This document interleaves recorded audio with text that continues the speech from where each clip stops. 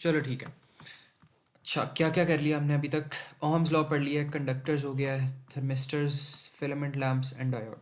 अच्छा, डायोड में क्या होता है? डायोड की जो डायग्राम होती है इस तरह की होती है, और उसमें यहाँ पे जो आपके पास इसका हेड होता है ना डायोड का, that's known as your cathode. इसको आप कैथोड कहते हो। और जो आपके पास यहाँ पे इसका इसकी बैक साइड जो होती है ना, जो कि नॉट गेट यहाँ पे बेसिकली बना हुआ है, अगर सी एस पढ़ते हो तो पता होगा आपको। तो ये वाली जो साइड होती है एनोड वाली साइड होती है। एनोड वाली साइड पॉजिटिव होती है, कैथोड वाली साइड नेगेटिव होती है। तो यहाँ पे आपके पास ना दो तरह के डायोड्स बनते हैं जिनको हमने स्टडी करना है। एक आपके पास डायोड होता है फॉरवर्ड बायस, एक आपके पास होता है रिवर्स बायस। फॉरवर्ड बायस में क्या हो रहा था कि आपके पास जो एक कैथोड से आगे वाली साइड होती है ना वो नेगेटिव होती है, और रिवर्स बायस में क्या होता है, कैथोड से आगे वाली जो साइड होती है वो पॉजिटिव होती है। साइंस बस स्विच हो जाते हैं। और फॉरवर्ड बायस में ये होता है कि जैसे ही आपका रेजिस्टेंस डिक्रीज करता है ना, तो जो आपका करंट है ना वो इंक्रीज कर जाता है। ये फॉरवर्ड बायस का यहाँ पे प्रॉब्लम होती है कि जैसे ही आपका रेजिस्टेंस डिक्रीज करेगा वैसे ही आपका करंट क्या कर जाएगा, इंक्रीज कर जाएगा। और यहाँ पे क्या होता है, करंट जो होता है ना, current is definitely flowing, current flow करता है। क्योंकि आपका रेजिस्टेंस कम होता है, तो रेजिस्टेंस कम होता है तो करंट ज़्यादा फ्लो करता है, तो इस वजह से वी से कि यहाँ पे करंट फ्लो कर रहा होता है। लेकिन रिवर्स बायस में क्या होता है, यहाँ पे आपके पास जो रेजिस्टेंस होता है ना वो इतना ज़्यादा हो जाता है कि वो ऑलमोस्ट इन्फिनिट अमाउंट में ज़्यादा हो जाता है।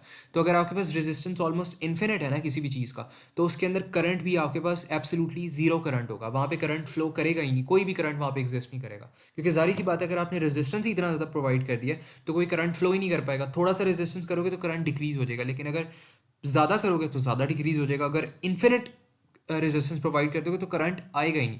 तो ये हमारे पास दो तरह की टाइप्स होती हैं, फॉरवर्ड बायस, रिवर्स बायस। अब इन दोनों के यहाँ पे एक कंबाइंड ग्राफ बने हुए हैं, आई अगेंस्ट वेलोसिटी ग्राफ है यहाँ पे। सबसे पहले यहाँ पे रिवर्स बायस आपको प्रोवाइड कर दिया। जैसे ही आपके पास, जब आपके पास रिवर्स बायस यहाँ पे इस सेक्शन में लाई करे ना, ग्रीन वाले सेक्शन के अंदर, वहाँ पे आपके पास करंट की वैल्यू जीरो है। तो इसलिए हमने यहाँ पे ग्रीन वाली लाइन ये बिल्कुल, ये जो इक्विलिब्रियम पॉइंट आ रहा है ग्राफ का, उस पर हमने शो करवा दी। फिर आपके पास क्या हो रहा है, फॉरवर्ड बायस आ रहा है। तो फॉरवर्ड बायस से क्या हो रहा है, टाइम के साथ साथ रेजिस्टेंस डिक्रीज हो रहा है, और इसी तरह टाइम के साथ साथ करंट जो है वो इंक्रीज भी हो रहा है। तो साथ साथ करंट आहिस्ता आहिस्ता क्या हो रहा है, इंक्रीज होता जा रहा है, होता जा रहा है, होता जा रहा है। तो ये आपके पास ये डायोड का एक कंबाइंड ग्राफ बन गया। इसके बारे में एग्जामिनर पूछ भी सकता है, ठीक है। तो ये सबको क्लियर है यहाँ तक? यहाँ तक कोई कन्फ्यूजन हो तो लेट मी नो। मनाल, सफ़ान, सारा? ठीक है। अच्छा, इसको मैं वहीं पर आपके नोट्स में कॉपी पेस्ट भी कर देता हूँ। ये सारा ए लेवल्स वाला है, ये आप लोगों ने आगे जाके पढ़ना भी है।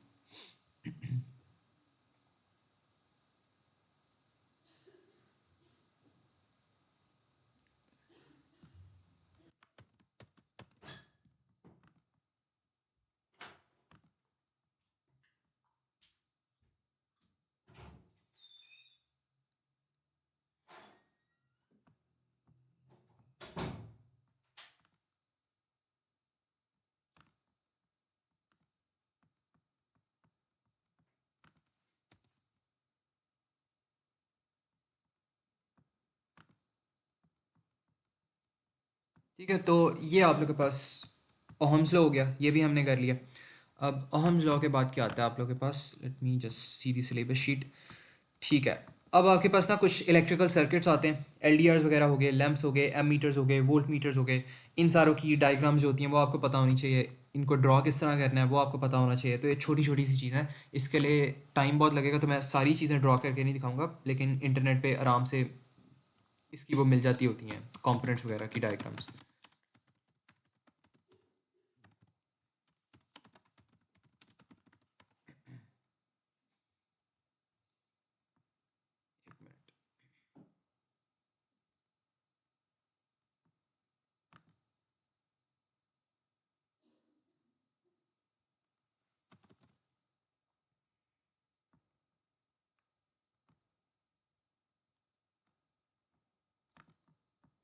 एक मिनट। ये आपके पास है यहाँ पे कंपोनेंट्स की एक वो लिस्ट है।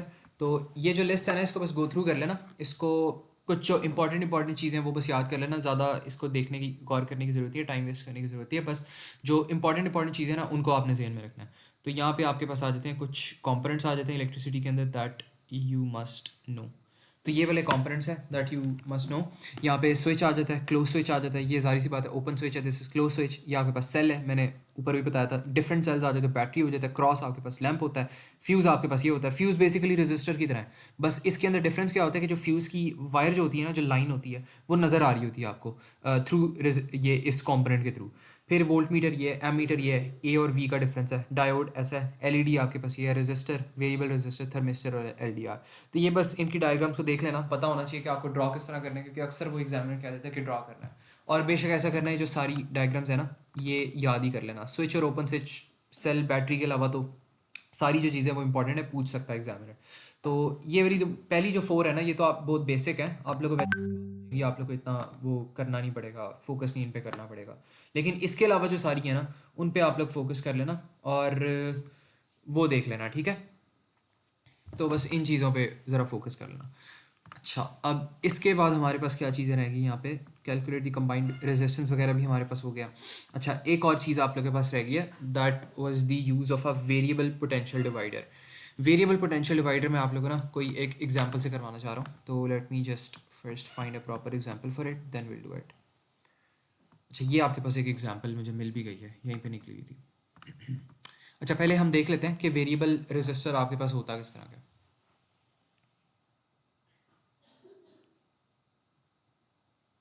या पोटेंशियल डिवाइडर इसको कहते हैं।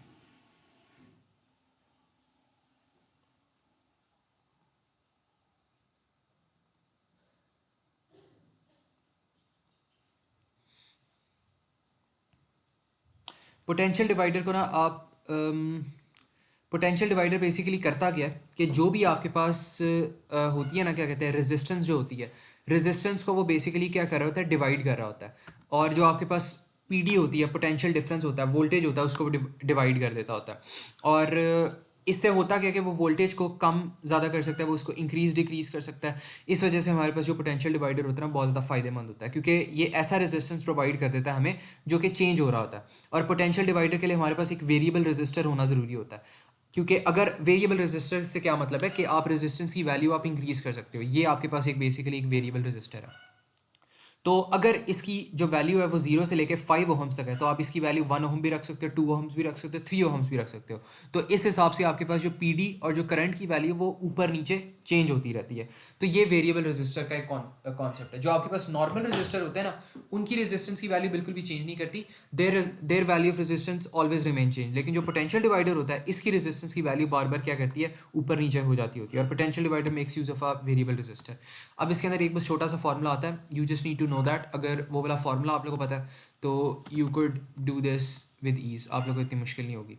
तो इसका जो फार्मूला होता है ना हमारे पास, वो ये होता है, ये आपके पास इसका फार्मूला होता है। And this is all that you need to remember for this. इसके अलावा इसके अंदर क्वेश्चन आज सच नहीं आते, इसी फार्मूला से रिलेट करके आते हैं। अब एक इसका ना हम क्वेश्चन देख लेते हैं, ताकि थोड़ा सा आइडिया हो जाए आप लोगों के how to attempt these questions.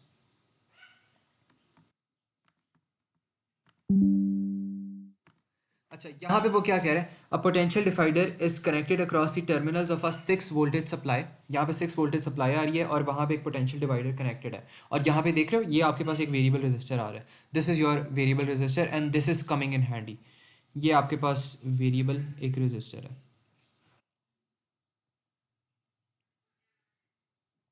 और ये क्वेश्चन क्या कह रहा है हमें कि when R is adjusted to 6 ohms, the voltmeter readings V1 and V2 are equal. What happens to the readings when the resistance of R is then increased? अच्छा, तो वो कह रहा है when R is adjusted to 6 ohms, the voltmeter readings V1 and V2 are equal. ठीक है, ये हमारे पास इक्वल आ रही है वोल्टमीटर की जो रीडिंग्स है। और अब वो कह रहा है what happens to the readings when the resistance of R is increased। अब जो वेरिएबल रेजिस्टेंस है ना, उसकी रीडिंग आपने इंक्रीज करनी है।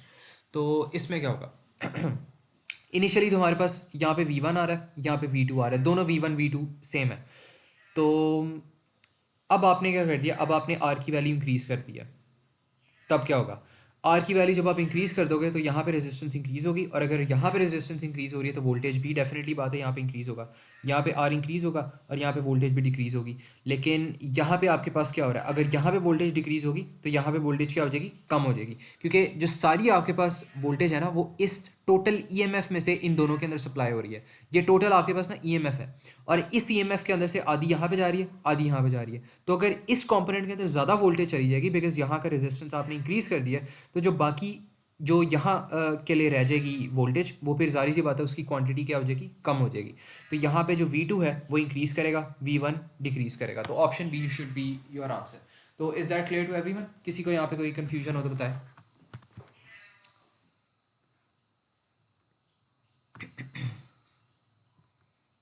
ठीक है, इसको यहाँ पे आप ना ऊपर वाले फॉर्मूला से भी यहाँ पे रिलेट करवा सकते हो। यहाँ पे आपके पास था R1/R2 equals to V1 over V2। अब लेट से R1 जो है, R1 आपके पास 6 ओहम्स है।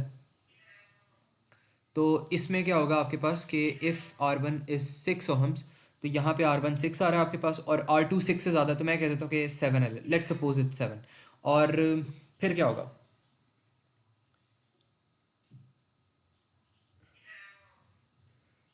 बल्कि इस एग्जांपल को ना अभी यहाँ पे छोड़ो, ये आप लोगों के पास ना रिलेशन से ये वाला क्वेश्चन सॉल्व होगा। इसमें बस ये है कि आपके पास R2 की वैल्यू इंक्रीज़ हो रही है और V2 की वैल्यू इंक्रीज़ हो रही है। एक मिनट, R1 और V1 को ना हम वो बना लेते हैं, सब्जेक्ट बना लेते हैं। R1 ओवर V1 आ जाएगा, एंड देन आपके पास R2 ओवर V2 आ जाएगा यहाँ पे। अब इसमें से आपने देखना है कि अगर आपके पास R2 की जो वैल्यू वो डेफिनेटली इंक्रीज़ कर रही है, तो वोल्टेज की भी वैल्यू इंक्रीज़ करेगी। तो यहाँ पे फिर इफेक्ट क्या होगा इस चीज़ का कि रेजिस्टेंस तो आपके पास यहाँ पे सेम रह रहा है, लेकिन ये वाली जो वैल्यू है, जो क्योंकि ये वाली डिनोमिनेटर इंक्रीज़ कर रहा है बहुत ज़्यादा, और तो ये वाली जो वैल्यू है वो ऑटोमेटिकली डिक्रीज़ कर देगी। तो ये बस यहाँ पे कॉन्सेप्ट है, लेकिन इस वाले फार्मूला को वैसे यूज़ करने की ज़रूरत नहीं है, ज़्यादा कॉम्प्लेक्स हो जाएगा, कन्फ्यूजिंग हो जाएगा। तो just leave it for now. अच्छा, इसके बाद लेट मी सी अगर कोई और क्वेश्चन मिल जाए मुझे इससे रिलेटेड।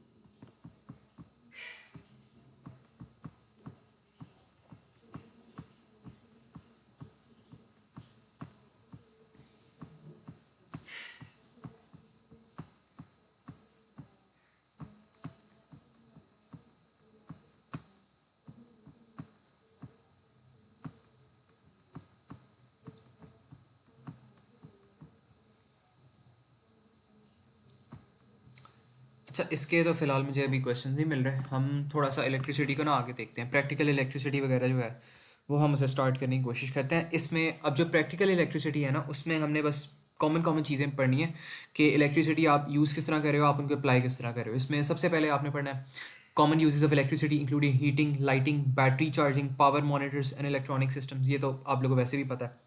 फिर हमने इसमें पढ़ना है advantages of connecting lamps in parallel या सीरीज़ में कनेक्ट करने का, इसको भी हम देखेंगे। फिर एक फार्मूला यहाँ पे आता है पावर इक्वल्स टू VI, वो हमने देखना है। एनर्जी का एक फार्मूला देखना है, एंड देन किलोवाट और से जिस तरह हम करते हैं ना कैलकुलेशन जो करते हैं वो हमने देखनी है। तो प्रैक्टिकल इलेक्ट्रिसिटी का जो फर्स्ट पोर्शन है वो कोशिश करते हैं आज हम देख लेते हैं उसे। अच्छा, सबसे पहले आपके पास यहाँ पे पावर का कुछ फार्मूला आता है, एंड देन एनर्जी फार्मूलाज आते हैं।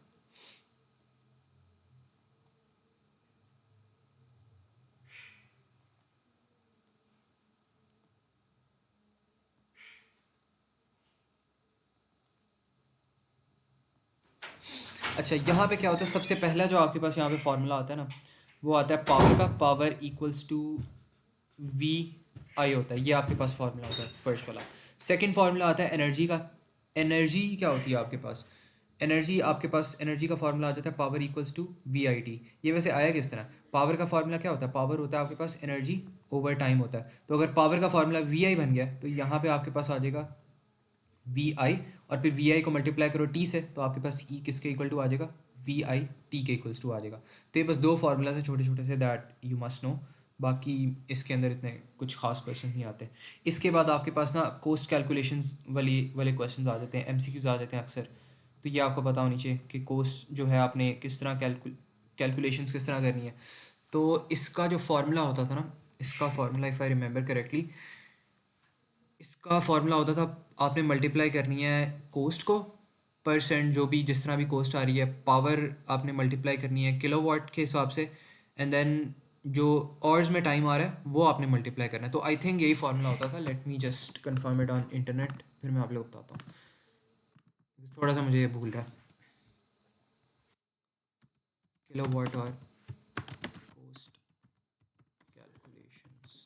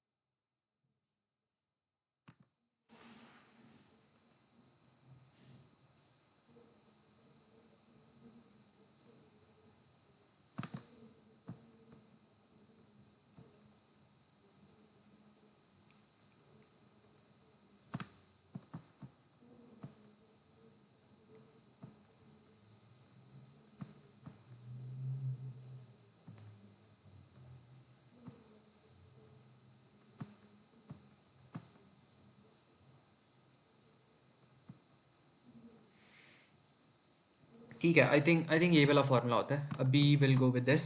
इसको अगर कोई चेंजेस हुए ना तो मैं बाद में करवा दूंगा, लेकिन यही वाला फार्मूला होता है आई थिंक। और इंटरनेट से भी मुझे लगता है इसी तरह के कुछ फार्मूलाज मिले। तो कोस्ट का यहाँ पे फार्मूला आप लोगों के पास आ जाता है।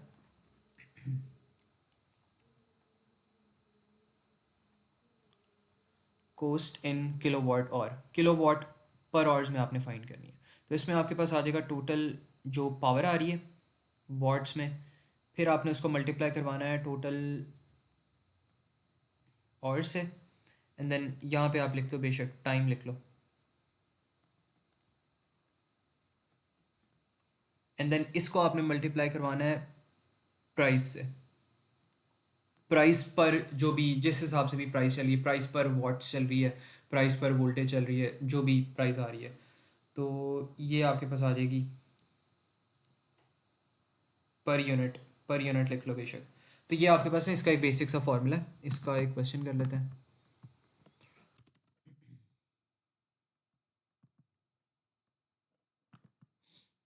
ये आपके पास यहाँ पे इसका एक क्वेश्चन है, एमसीक्यू है। यहाँ पे वो कह रहा है an electric heater is rated eight 3 kilowatt kilowatts. हाँ, यहाँ पे एक और भी चीज़ लिखनी है, यहाँ पे किलोवाट्स आएगा। ये ध्यान रखना, जो भी पावर आपके पास आएगी वो किलोवाट्स में होनी चाहिए। अब वो कह रहा है electrical energy cost 20 cents per kilowatt hour. तो ये 20 सेकंड, ये पर यूनिट पर सेंट वही उसने कह दिया। अब वो कह रहा है what is the cost of using the heater for 5 hours. तो दिस इज प्रीटी ईजी। इसमें आपने क्या करना है, कोस्ट को आपने मल्टीप्लाई करवाना सबसे पहले पावर से। 3 किलो वाट्स आ रही है आपके पास, एंड देन आपके पास टाइम आ रहा है। इसमें तो कन्वर्जन भी करने की जरूरत नहीं, 5 आवर्स आपके पास टाइम आ रहा है, एंड देन आपके पास आ जाएगा 20 सेंट्स आ जाएंगे। तो इसकी जो टोटल कॉस्ट आएगी ना वो 3 इंटू 5 इंटू 20 होगी। 3 into 5 is 15, 15 into 20 is what, 15 into 20 is 300। तो 300 सेंट्स आपके पास यहाँ पे इसका टोटल आंसर आ जाएगा। तो this is how you do calculation questions. ठीक है, इसमें कोई प्रॉब्लम हो किसी को या कोई कन्फ्यूजन हो तो मुझे बताए। मनाल, सफ़ान एंड सारा, इज़ दिस क्लियर?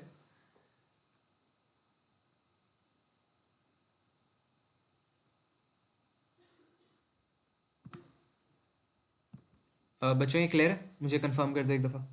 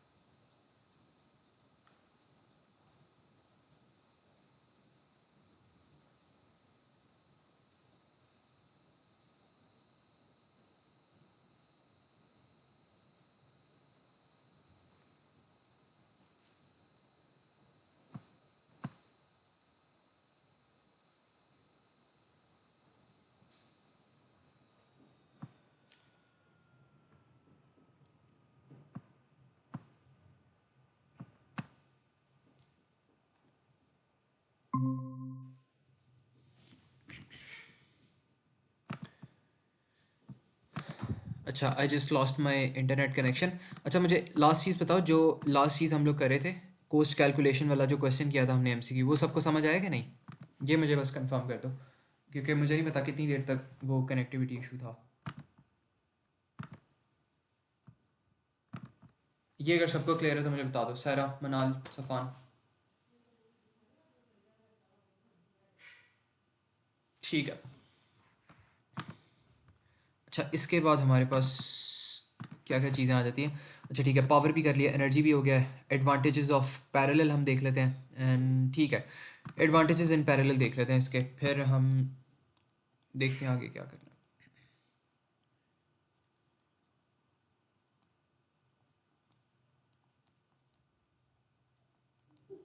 अच्छा, इसके अंदर क्या होता है कि ये वाला आपके पास जो बल्ब्स आ रहे हैं, कुछ बल्ब्स आपके पास इस तरह लेट से पैरेलल में कनेक्टेड है, ये आपके पास पैरेलल में कनेक्टेड है,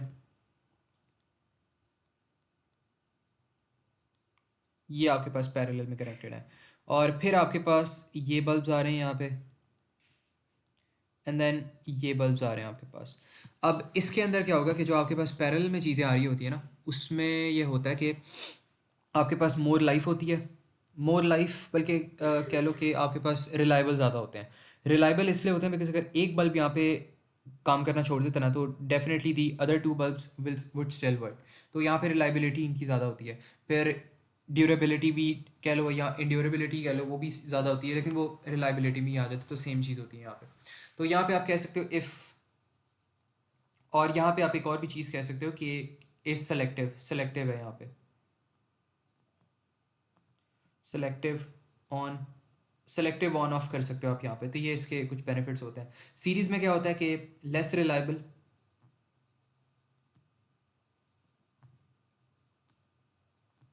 वन फॉल्ट causes complete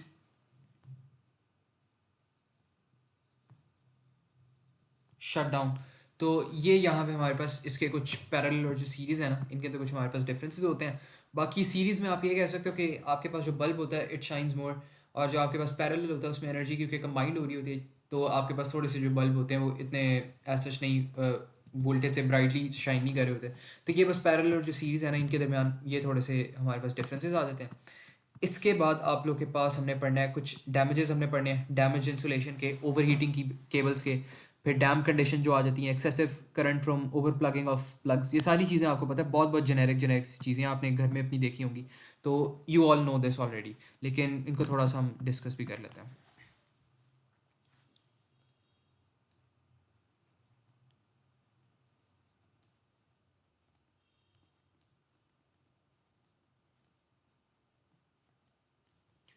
अच्छा, सबसे पहले जो इलेक्ट्रिकल हैज़र्ड होता है आपके पास, वो क्या होता है, डैमेज इंसुलेशन से आ जाता है। डैमेज इंसुलेशन क्या होती है? जब आपके पास कोई वायर हो और उसकी जो वायर्स होती हैं, वो आउटर जो उसकी लेयर्स होती है वो थोड़ी सी वेयर एंड टीयर की वजह से वो थोड़ी सी रिमूव हो जाए, या वो उसकी लेदर की जो लेयर होती है वो ख़राब हो जाए और आपको वायर्स अंदर से नज़र आ रही हो मेटल की, तो वो डैमेज इंसुलेशन होती है। और इससे होता क्या है कि आपके पास इलेक्ट्रिक शॉक्स हो सकते हैं। ये इसका बहुत बड़ा एक है, वो होता है, क्या कहते हैं, नुकसान होता है कि आपके पास इलेक्ट्रिक शॉक्स आ सकते हैं, इससे हार्मफुल हो सकता है, कोई पैरालाइज हो सकता है बंदा, इस तरह हो सकता है। फिर आपके पास आ जाते हैं ओवर हीटिंग की केबल्स आ जाते हैं।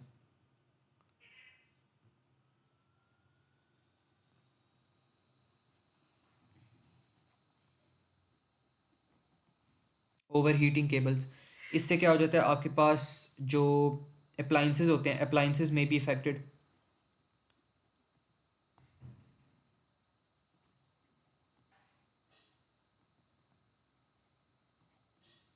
अप्लाइंसेस में भी डैमेज्ड, और इसके अलावा क्या हो सकता है कि यहाँ पे ब्लास्ट हो सकते हैं।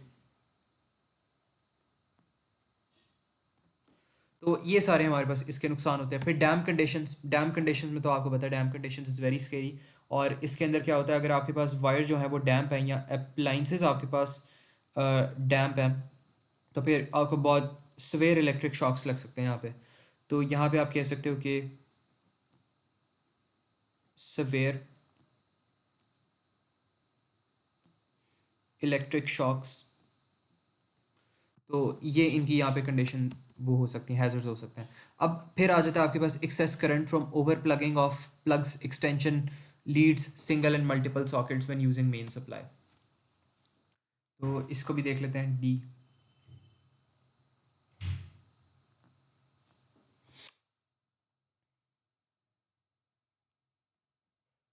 Excessive current from over plugging.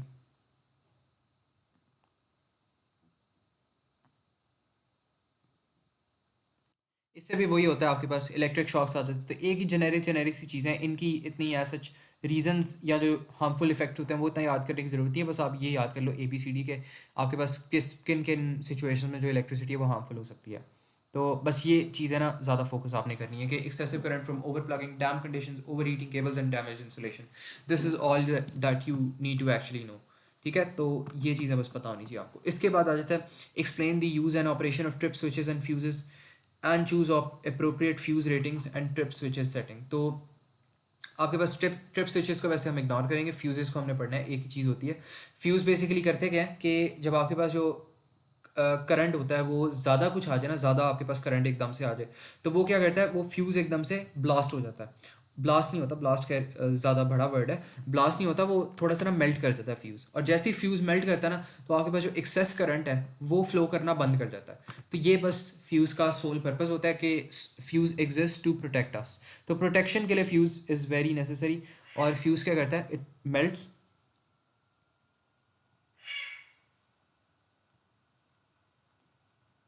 it melts to prevent the flow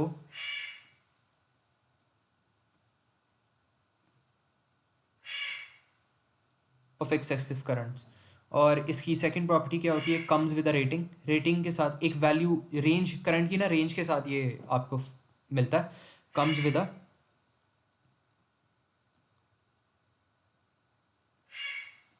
a rating E.G 5 ampere से, आप कह दो 5 एम्पेयर से 10 एम्पेयर्स, या बल्कि रेंज मेरे ख्याल में ना इसकी रेंज नहीं होती, इसकी इसी तरह की होती है। 15 एम्पेयर्स का हो सकता है आपके पास, 18 एम्पेयर्स का हो सकता है, 20 एम्पेयर्स का हो सकता है, एंड सो ऑन। अगर इसकी 15 एम्पेयर्स का, तो 15 एम्पेयर से अगर ज़्यादा करंट आएगा तो वो मेल्ट कर जाएगा, 18 एम्पेयर से ज़्यादा करंट आएगा तो मेल्ट कर जाएगा, एंड सो ऑन। तो ये आपके पास ना फ्यूज़ की यहाँ पे काम होता है। बस जो एक्सेसिव करंट होता है ना, एक्सेसिव करंट के फ्लो से वो हमें बचाता है, एंड दैट्स लिटरली इट। तो ये फ्यूज़ का काम होता है। अच्छा एक मिनट, मीटिंग शायद एंड होने वाली है। अच्छा ठीक है, 15 मिनट्स, अराउंड 15 मिनट्स ही हैं, तब वैसे भी क्लास एंड होने वाली होगी।